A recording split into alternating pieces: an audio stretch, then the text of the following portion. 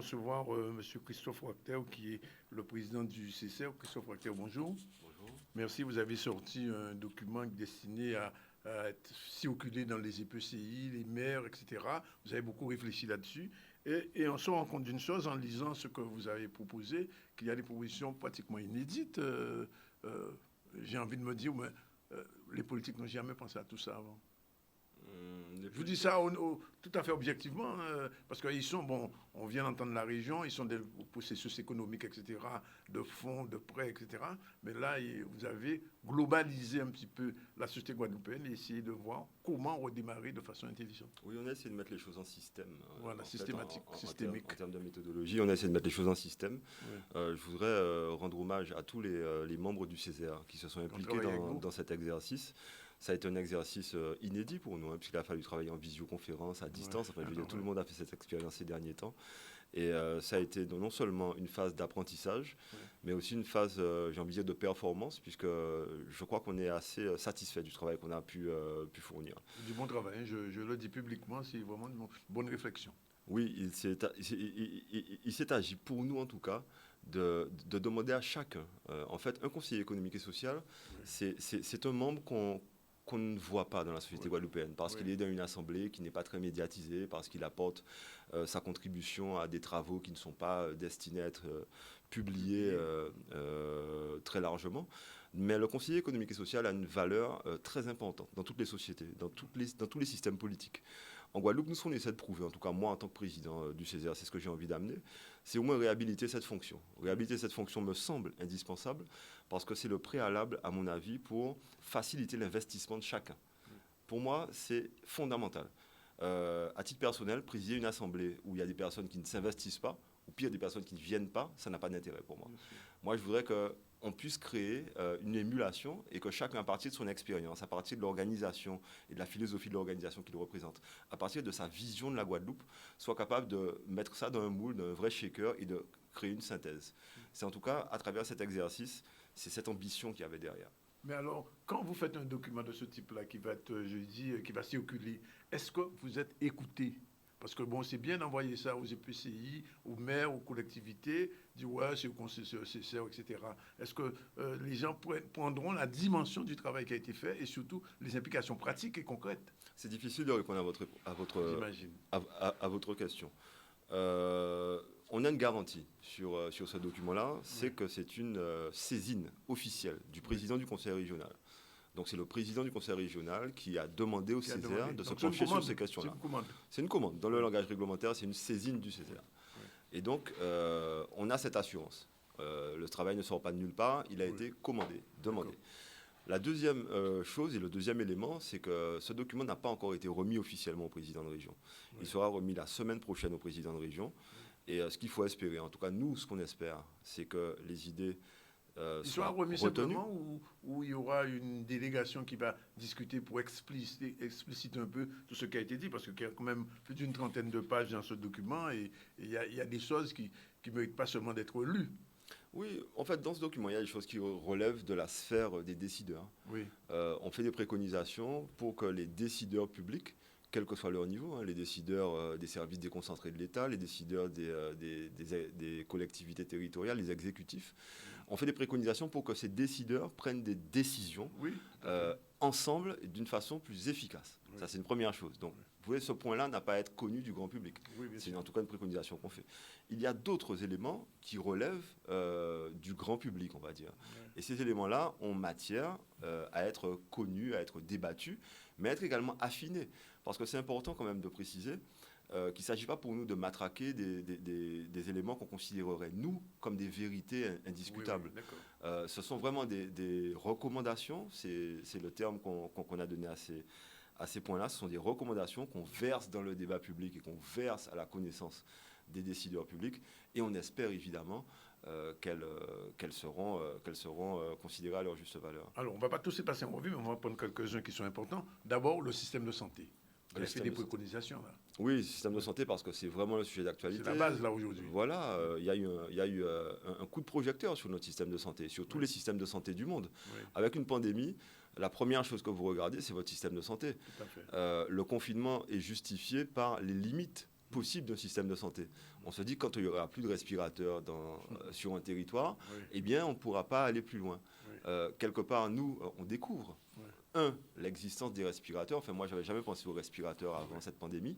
2, qu'il y a un nombre limité. 3, qu'il y a une possibilité de dépasser. 4, que quand cette possibilité est dépassée, il y a des morts. Et 5, se pose la question de est-ce qu'on aurait pu anticiper, est-ce qu'il fallait faire mieux, etc. Et donc, nous, on parle de résilience du système de santé. C'est un terme un petit peu galvaudé, la résilience. On sait tous ce que ça veut dire, personne ne sait ce que ça veut dire. La résilience, c'est la capacité à résister face à un aléa qui vous menace. Une adversité. Voilà. Nous, en fait, on veut poser cette vraie question. Est-ce que le système de santé guadeloupéen est dimensionné pour résister à tous les aléas qui sont susceptibles de le menacer? Jusqu'où peut aller le système de santé pour être résistant? Ce sont ces questions-là qu'on pose. Et pour poser ces questions-là, traditionnellement, on le sait, en Guadeloupe, soit on pose les questions à des personnes qui sont responsables du système de santé ici, soit on peut également interroger, c'est ce qu'on appelle avoir recours à l'expérience guadeloupéenne, l'expertise guadeloupéenne également, des personnes qui sont disponibles sur le territoire. Lors de nos discussions, on a cité un exemple. Le médecin de commune qui exerce depuis 65 ans dans son petit cabinet au centre-bourg d'une petite commune de Guadeloupe, je ne suis pas sûr qu'il y ait quelqu'un qui ait plus d'expérience du système de santé guadeloupéen que cette personne-là. Or, lorsqu'il y a une pandémie en Guadeloupe, cette personne-là, on ne lui demande même pas son avis. On ne lui demande même pas son avis. Quand il y a une décision qui est prise, elle s'applique à cette personne-là. Nous, en fait, ce qu'on voudrait, c'est de dire, mais en Guadeloupe, quand même, il y a quand même une expertise. À quel moment cette expertise peut s'exprimer? Alors, évidemment, autour du système de santé guadeloupéen, on va dire qu'il y a des instances de démocratie sanitaire. Il y a une représentation de tous ces professionnels, mais lorsqu'on est en confinement, les instances ne se réunissent pas. Et ce médecin qui exerce depuis 65 ans dans sa commune, personne ne lui demande ce qu'il vend, pour employer une expression très guadeloupéenne. Pourtant, il a une expertise, il a une connaissance du terrain, du milieu. La meilleure. Oui, et en plus, on est dans une société où le magico-religieux est important. Et le médecin en Guadeloupe, il connaît, il sait, bon, là, il a dit Union, Bobo, Yobaoui, etc., il connaît ça. Alors, deuxième question importante aussi, on ne peut pas ne pas consacrer un moment à ça, c'est la question de l'eau. La question de l'eau, incontournable. La question de l'eau. Santé, eau, ça coule, j'ai envie de dire ça coule de source. Moi, j'ai envie de dire, il y a 3 questions de l'eau. Il y a la question de l'eau avant Covid, c'est-à-dire quelque chose de complètement dramatique, dont on ne sort pas et qui est en train d'estampiller la Guadeloupe dans la liste des pays sous-développés, clairement. Avant Covid, il y a la question de l'eau pendant Covid, et là, on peut se poser des questions légitimes. Des personnes qui se retrouvent sans eau alors qu'elles sont confinées chez elles, enfin, bon, pas la peine d'en parler beaucoup plus. Et il y a la question de l'eau. On a vu une manifestation récemment. Il y a la question de l'eau en déconfinement, avec tout ce que ça soulève en matière de rentrée scolaire. Est-ce qu'on va envoyer des enfants dans des écoles, dans des zones où il n'y a pas d'eau, etc. Donc la question de l'eau, elle est multidimensionnelle. On sait également qu'elle fait appel à des responsabilités qui sont multiples dans la sphère publique, dans la sphère privée, des décideurs politiques qui sont en fonction, qui ne sont plus en fonction, il y en a qui sont même plus en vie, il y a des multinationales qui ont œuvré ici, qui sont plus ici. Poser la question de la responsabilité, ça peut nous occuper longtemps, mais en tout cas, je crois que le citoyen, comme l'opérateur économique, comme le directeur d'école ou comme le médecin, n'attend qu'une chose, c'est de pouvoir tourner un robinet et d'avoir de l'eau potable.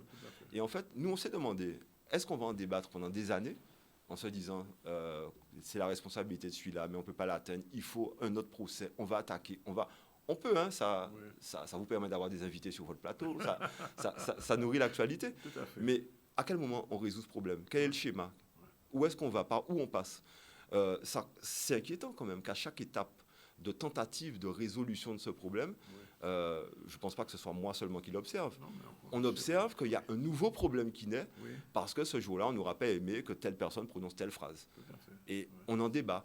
Et donc, on entend dire, enfin, moi, j'aurais des déferlements de la résolution. Voilà, des déferlements sur les réseaux. Lors de la réunion d'hier, monsieur a dit telle chose, etc. Ça a bloqué. Non, messieurs, on n'a pas d'eau dans ce pays-là. Demain, on n'aura pas d'eau. Les écoles ne peuvent pas ouvrir. Donc, quelque part, même vous, j'ai envie de vous dire, les médias, est-ce qu'il ne serait pas plus intéressant de faire moins de mousse avec le petit détail qui se crée à un moment et qui n'est pas un détail qui va changer le cours des choses ni qui va régler le problème, mais est-ce qu'il ne serait pas temps de dire à tout le monde, mesdames et messieurs les décideurs, entretenez un dialogue un petit peu plus respectueux de votre population. Dites-leur exactement quel est le schéma, quel est le calendrier, quels sont les sacrifices à faire, quelles sont les ressources à mobiliser, et allons suivre tout ce calendrier-là ensemble, en fait.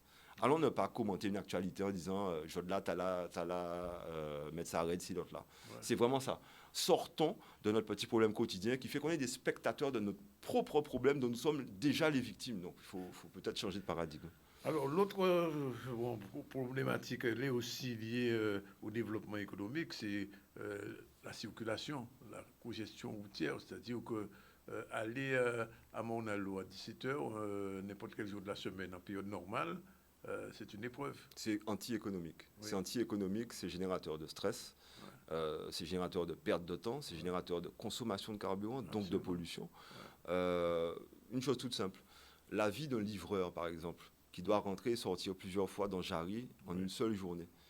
Même un journaliste, le canal d'ici, même Bidel, hein. Oui, certainement, Oui. certainement. Non, c'est anti-économique. C'est Ouais. anti-économique. Donc ça fait appel à de vraies décisions franches. De vraies décisions franches. Ça fait 10 ans qu'on dit que la voiture individuelle, même peut-être 20 ans, le recours systématique à la voiture individuelle sur une île de 1700 km² avec un réseau tel que le nôtre, ça n'a pas de sens. Ouais. Il faut organiser le transport public. Il faut trouver des alternatives au transport public. Il y a des propositions qui ont été faites au Césaire qui n'ont pas encore eu le destin qu'elles méritent, qui consistent à organiser le transport pour les salariés. Je fais un clin d'œil à ma collègue Marie-France Tibus, qui est porteuse de ce dossier-là. Ce sont des propositions que nous, on aimerait faire prendre en compte. Le bus des maires, ce sont des alternatives qui sont positives. Oui. J'ai entendu un tas de débats sur le bus, fallait-il pas. Il faut un maximum d'alternatives au réflexe de la voiture individuelle. Nous, c'est ce que nous prônons. Et nous considérons que rentrer dans une phase de déconfinement avec aucune grande ambition sur cette question-là, ça n'a pas de sens. Alors, sur l'aspect économique, et c'est important, il faut qu'on en parle. On en a parlé tout à l'heure avec les premiers invités qui étaient là, c'est la question du tourisme. Alors, vous proposez un tourisme durable qui prenne en compte un petit peu toutes les dimensions économiques, mais culturelles, territoriales même, et même, j'ai envie de dire, de biodiversité de la Guadeloupe, parce que vous savez que le tourisme aujourd'hui est au point zéro. Le tourisme au point zéro sont des secteurs les plus sinistrés par cette situation. Alors, et qui n'a même pas démarré, au moment où nous parlons, il y en a démarré. On ne sait pas quand il va démarrer, il y a des conditions qui sont impératives et on ne sait pas encore à quel moment elles vont être levées. Ouais. Et une fois que les conditions vont être levées, la tendance à voyager dans le monde, on ne la mesure pas. L'attractivité de notre territoire à ce moment-là, puisqu'il faut quand même que notre destination attire des clientèles touristiques. On ne la connaît pas, donc beaucoup d'inconnus sur ça. Et vous savez qu'il y a un problème avec les transporteurs aériens. Absolument. Les 2,6, enfin, en dehors d'Air France qui a été subventionné à 7 milliards, et aux Caraïbes, Corsair sont en grande difficulté en ce moment. Bien sûr, on risque de perdre des compagnies. Ouais. On risque de perdre des compagnies. Alors, c'est bien sûr le scénario de catastrophe. Ouais. Alors, qu'est-ce qu'on préconise? Sur le tourisme durable, c'est une des préconisations du Césaire depuis 2 ans déjà. Il ne s'agit pas... un premier séminaire au mois de mars. Absolument. Absolument. Il ne s'agit pas pour nous de dire que le tourisme durable est une solution pour sauver le tourisme dans cette phase de sortie de crise. Ouais. Il s'agit de dire qu'on considère depuis bien longtemps que la Guadeloupe doit organiser sa mutation du tourisme de masse vers des formes de tourisme plus durables. Ouais. C'est positif pour le territoire, c'est positif pour la vie culturelle, c'est positif pour les populations, c'est positif pour notre gastronomie locale, c'est positif pour les produits qu'on peut trouver dans les hôtels. Par exemple, quand on vous donne un petit savon... Pour notre culture aussi, monsieur Drouet. Absolument, absolument. Et pour les produits dans les hôtels, je veux dire, au petit déjeuner dans un hôtel, si on n'a pas du 100% Guadeloupe, ça relève d'une incongruité. Lorsqu'un touriste vient ici pour manger de la confiture de fraises qui vient de son pays, ça n'a pas de sens. Pour manger du saumon en Guadeloupe. Ça, c'est du tourisme durable. C'est-à-dire capter les devises et les transformer en valeur pour des produits guadeloupéens. Ça a du sens, selon nous. Donc, on préconise cette orientation vers le tourisme durable, mais on préconise également une réflexion sur des mesures d'urgence pour le secteur touristique, qui n'est pas que l'hébergement. Le secteur touristique, c'est tous les secteurs liés avec éventuellement toutes les retombées qu'il y a sur ces secteurs. Tous ces secteurs-là vont être sinistrés, et le sont déjà. Alors, la question de l'urgence de la relance économique, bon, c'est une question aussi qui est à l'ordre du jour, puisqu'on a vu toutes les difficultés qu'ont les TPE. La Guadeloupe, c'est beaucoup de TPE avec quelquefois un salarié. Oui. Comment organiser cette relance? Très compliqué. Alors là, je vous avouerai que je n'ai pas de réponse à cette question. Non, pas du tout. Pas du tout, pas du tout. Moi, j'ai toujours le réflexe de dire que sur notre territoire, si on se contente et on se concentre sur nos propres entreprises Et si on fait bien le distinguo entre une entreprise guadeloupéenne et une entreprise qui l'est un peu moins, on fera des choix économiques un petit peu plus intéressants. Et c'est pour ça que dans le cadre de cette proposition, de ces recommandations, nous prenons la mise en place d'un label d'entreprise guadeloupéenne. Donc ça a déjà été dit avant nous, hein. Nous ne sommes pas les premiers à inventer ça. Mais simplement, nous, on a l'intention de travailler sur un cahier des charges. On a l'intention de créer une sorte d'adhésion de la population à ce label qui sera un facteur d'identification de l'entreprise guadeloupéenne. Pour nous, l'entreprise guadeloupéenne, c'est laquelle? C'est celle qui a une politique sociale respectueuse des valeurs guadeloupéennes. Ça, c'est quelque chose qu'on peut mettre sur un papier avec des termes juridiques. C'est quelque chose qui est incontestable devant un tribunal. Parce qu'on définit notre cahier des charges, il est concerté, il est local. Là aussi, je fais référence à quoi? Je fais référence à la différenciation territoriale. On peut, nous, dire qu'en Guadeloupe, on veut avoir une compétence qui consiste à valoriser nos propres entreprises. Donc, ce n'est pas faire de la préférence locale, mais c'est simplement un coup de projecteur sur ce que les Guadeloupéens peuvent considérer comme une entreprise locale et réellement citoyenne et guadeloupéenne. Il y a eu, après 2009, un certain nombre de démarches de projets. J'ai personnellement participé à plusieurs démarches de projets où ça revenait constamment. L'entreprise citoyenne, l'entreprise, il faut qu'elle devienne citoyenne. Parce que cette notion-là était de nature à apaiser le dialogue social. Parler d'entreprise citoyenne. Depuis 2009, 11 ans plus tard, on n'a pas réellement progressé sur ça. Nous, ce qu'on dit aujourd'hui, pourquoi ne pas revenir sur cette question-là, réfléchir à ça? C'est quoi une entreprise guadeloupéenne? C'est une entreprise à qui on dit, mais obéissez à un certain nombre de valeurs. Il faut labelliser l'entreprise guadeloupéenne. Il faut labelliser. Il faut surtout, en fait, j'ai envie de dire, quand je parle de cahier des charges, je parle surtout de système de valeurs. Et quand je parle de labellisation, je parle d'adhésion à ce système de valeurs. Et la labellisation permet d'identifier l'entreprise qui a adhéré à ce système de valeurs.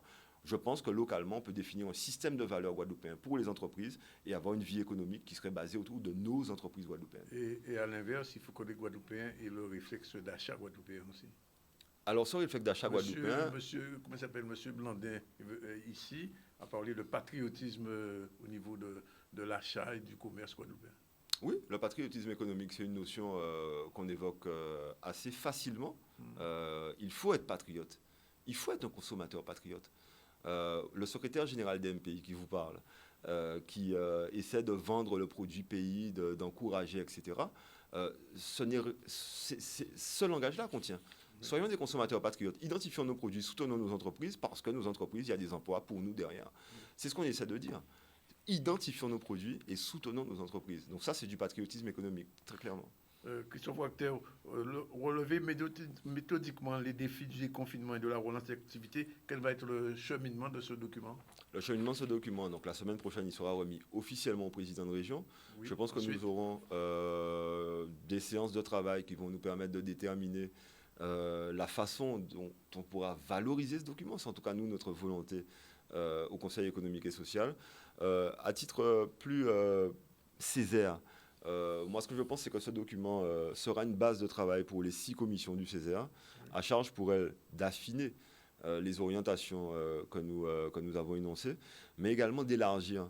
Je dis que le Césaire était une instance où il y avait un groupe de personnes qui savaient travailler, mais je crois que nous avons une possibilité d'élargir nos vues et nos réflexions à l'ensemble de la société guadeloupéenne, parce que nous sommes issus, chacun, au Césaire, d'un autre monde. Nous sommes issus d'un monde syndical, nous sommes issus d'un monde économique, nous sommes issus des associations, des organismes qui participent à la vie collective. Et je pense que si on fait le mouvement inverse, ça veut dire qu'on part de ce document et qu'on retourne chacun, nous, les 49 membres du Césaire, dans nos organisations respectives, pour encourager les uns et les autres à y trouver de bonnes orientations, on pourra peut-être essayer de transformer les choses. Transformer les choses, c'est quoi? C'est pas vouloir faire la révolution. Transformer les choses, c'est se rendre compte qu'on est dans une situation totalement inédite, qu'on est un tout petit pays qui est presque confronté à une situation d'isolement, et que cette situation d'isolement doit nous obliger à prendre des décisions différentes pour nous-mêmes. Et c'est pour ça que nous prenons dans ce rapport ce que j'ai appelé une nouvelle doxa guadeloupéenne, une nouvelle façon de se positionner dans la réflexion et dans le monde. Parce que quelque part, on se rend bien compte qu'on a atteint les limites de notre doxa. Et c'est parce qu'on a atteint les limites de notre doxa qu'on se neutralise les uns les autres en permanence dans ce pays. Aujourd'hui, il faut qu'on soit capable de parler d'égal à égal avec des personnes à l'extérieur. Il faut qu'on soit capable également de sélectionner les apports extérieurs pour notre pays. Notre pays, on considère qu'il a un potentiel. Il y a des apports extérieurs qui prennent plus de place que notre potentiel. Eh bien non, cette doxa, elle doit pouvoir dire il faut qu'on sélectionne les apports extérieurs. On consomme ce qu'on a chez nous et on sélectionne les apports extérieurs. C'est valable pour les produits, c'est valable pour pas mal de choses, pour les services, c'est valable également pour les compétences, c'est valable pour beaucoup de choses. Merci Christophe Wachter, merci pour cette contribution importante pour la Guadeloupe, le développement radis. C'est vraiment un petit document qu'a conseillé on passe à quel public finalement Je pense que la région va le va rendre publier. public. Eh Oui. bien, il faut publier pour Guadeloupe et les chefs d'entreprise. Merci en tout cas d'être venu.